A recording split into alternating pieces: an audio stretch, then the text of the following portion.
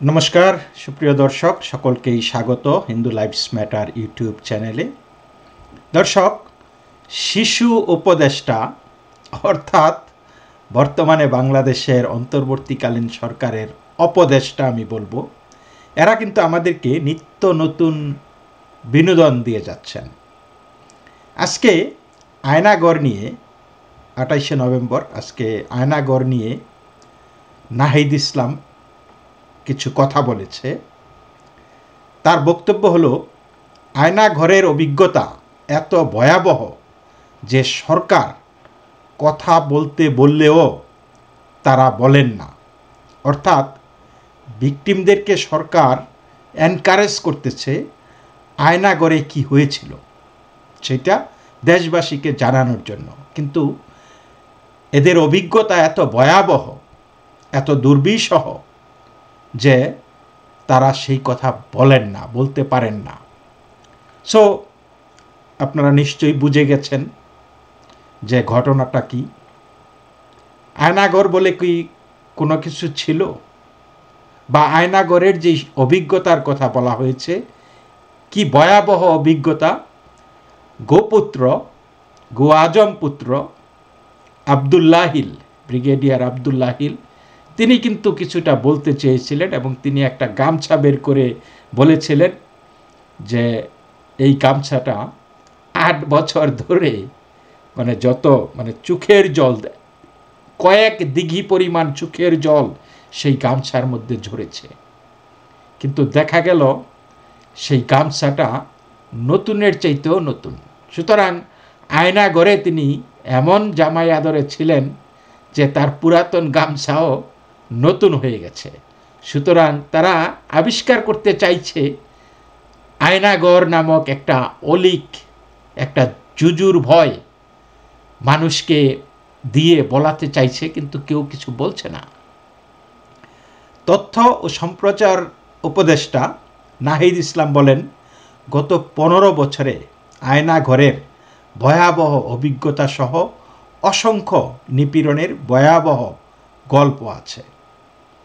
সেগুলো এতটাই ভয়াবহ যে যারা এর শিকার হয়েছেন তারা এখন সেগুলো নিয়ে কথা বলতে চান না।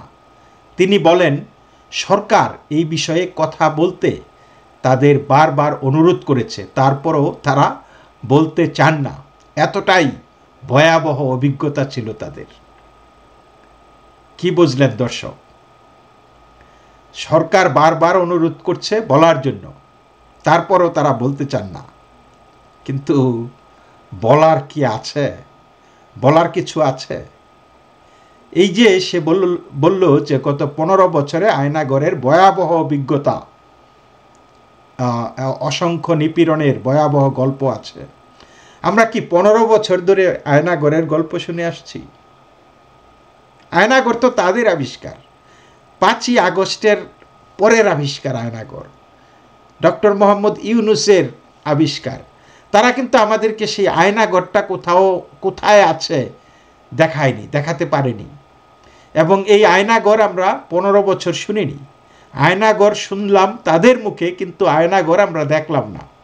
আয়নাঘর ইজ এ অলিক একটা জিনিস, এ মিরেজ ইজ এ মিরেজ, তাই না? এ মরিচিকা ইজ এ মরিচিকা। তো সেই অবস্থাটাই আয়নাঘর। সুতরাং এই যে আয়নাঘর সম্পর্কে তারা কত কল্পকাহিনী রচনা করেছিল, এইভাবেই কিন্তু এই পর্যন্ত দেশটা চালাচ্ছে। নানান কাহিনী তারা করছে এবং সেই কাহিনী মানুষকে চেষ্টা করছে মানুষকে গ্রহণ করানোর জন্য। তো এখন আয়নাঘরের কাহিনী আর মানুষ গ্রহণ করছে না, কারণ আয়নাঘর এখন তো সবই তাদের আয়ত্তে, তাই না? এই সরকার চালাচ্ছে। তাহলে আয়নাঘরটা এই সরকার আমাদেরকে দেখাতে পারেনি কেন? বা আয়নাঘরে কে কে ছিল সেই লোকগুলোকেও নিয়ে আসুক। সরকার তো এখন যা কিছু তাই করতে পারে। সুতরাং সরকারের যদি এখানে একটা ন্যারেটিভের দরকার ছিল, কিন্তু ভিকটিম খুঁজে পাইতেছে না। ভিকটিমটা কে, কাউকে খুঁজে পাচ্ছে না। একজনকে পাওয়া গেছিল, সেই লোক এমন গামছা দিছে যে পুরান গামছা নতুন হয়ে গেছে 8 বছর পরে। That is the story of Aynaghor. সুতরাং এর বেশি, এর বাইরে কিছু বলার নাই। আয়নাঘর সম্পর্কে। আয়নাঘর সম্পূর্ণ তোমাদের সৃষ্টি, Aynaghor is just a Mirage. এরকম বহু গল্প তাদের আছে। গল্প কিছু কিছু গল্প এক্সপায়ার্ড হয়ে যাচ্ছে, এই জন্য আবার নতুন নতুন গল্প আবিষ্কার করতেছে। এবং এই পর্যায়ে এই শিশু উপদেষ্টা ওরফে অপদেষ্টারা এমন বিপদে আছে যে তারা রাস্তায় নামলে লোকজন চড়থাপ্পড় দেবে। বিভিন্ন জায়গায় মিছিল মিটিং শুরু হয়ে গেছে, মানুষের নাবিশ্বাস উঠে গেছে, দেশবাসী অতিষ্ঠ হয়ে পড়েছে। এই অবস্থায় তারা কিন্তু রাস্তায় নামলে, তারা কিন্তু জনসমক্ষে গেলে মার খাবে। তাহলে কিভাবে কি করা যায়?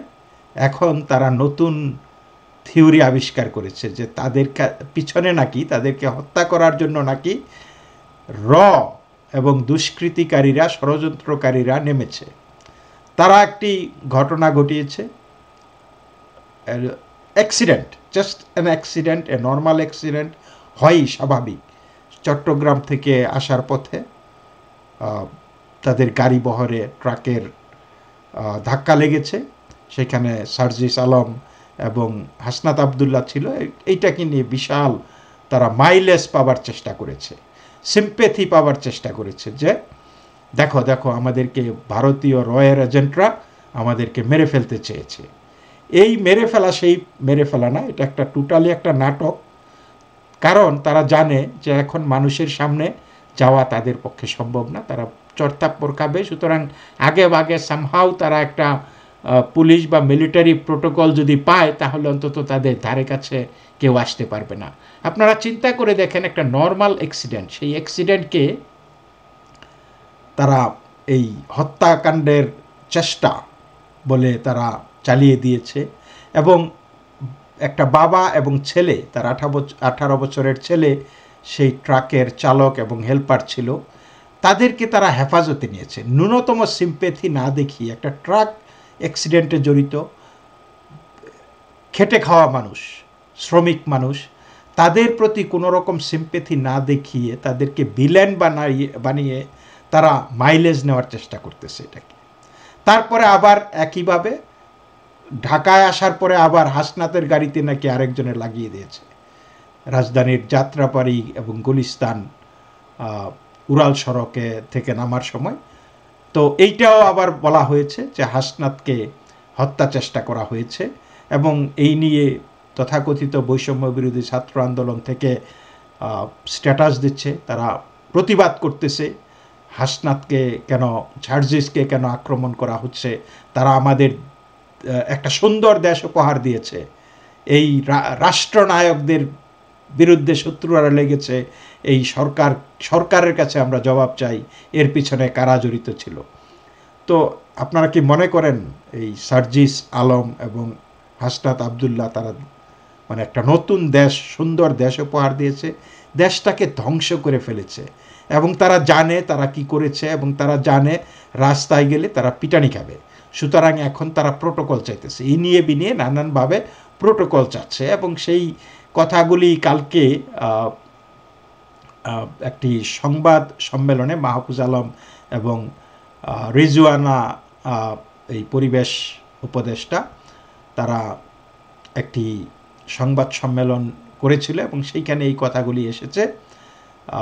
গতকাল বুধবার রাতে চট্টগ্রামের লোহাগড়ায় বৈষম্য বিরোধী ছাত্র আন্দোলনের আহ্বায়ক হাসনাত আবদুল্লাহ ও জুলাই শহীদ স্মৃতি ফাউন্ডেশনের সাধারণ সম্পাদক সার্জিস আলমের গাড়ি বহরে থাকা একটি গাড়িতে ট্রাক ধাক্কা দেয়, এতে গাড়িটি ক্ষতিগ্রস্ত হয়।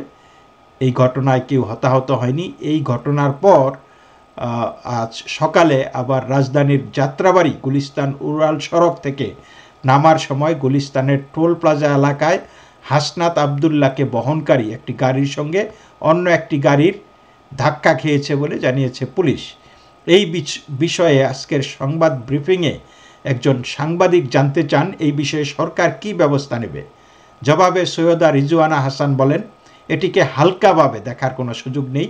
সমন্বয়করা বিভিন্ন গুরুত্বপূর্ণ বিষয়ে জাতিকে যেভাবে ঐক্যবদ্ধ করার প্রয়াস চালাচ্ছেন, জাতির বিবেককে যেভাবে জাগ্রত করছেন, এটা নিশ্চয়ই অনেকের স্বার্থে লাগবে। ফলে তাদের নিরাপত্তার বিষয়টি আজ উপদেষ্টা পরিষদের বৈঠকে তোলা হয়েছে। তাদের যে নিরাপত্তা প্রয়োজন এটাও আলোচিত হয়েছে, কিন্তু এই ব্যাপারে বিস্তারিত কোনো সিদ্ধান্ত হয়নি। এটা তো সিদ্ধান্ত হয়নি, এটা আপনাদেরকে বলতে পারবে না এইভাবে। তবে তাদের নিরাপত্তার বিষয়টা যেহেতু আলোচনা হয়েছে, তাদের নিরাপত্তা হয়ে গেছে। তারা এখন সরকারের কোনো জায়গায় অবস্থান না করেও তারা এখন সরকারি প্রোটোকল পাবে, ভিআইপি প্রোটোকল পাবে। বুঝতে পেরেছেন? এই জিনিসটা তারা জানে যে এখন চড়থাপ্পরের সময় হয়ে গেছে। সুতরাং এইটা বাঁচতে হলে সেই যে দমন পীড়ন স্বৈরাচার যেই স্লোগান দিয়ে তারা এসেছিল, তারাও কিন্তু সেই স্বৈরাচারই হয়ে গেছে অলরেডি। আপনারা শুধু দেখবেন এটার প্রকাশটা দেখবেন এরপর থেকে। That's what it is. তো দর্শক, এই পর্যন্তই। সকলেই ভালো থাকবেন। নমস্কার।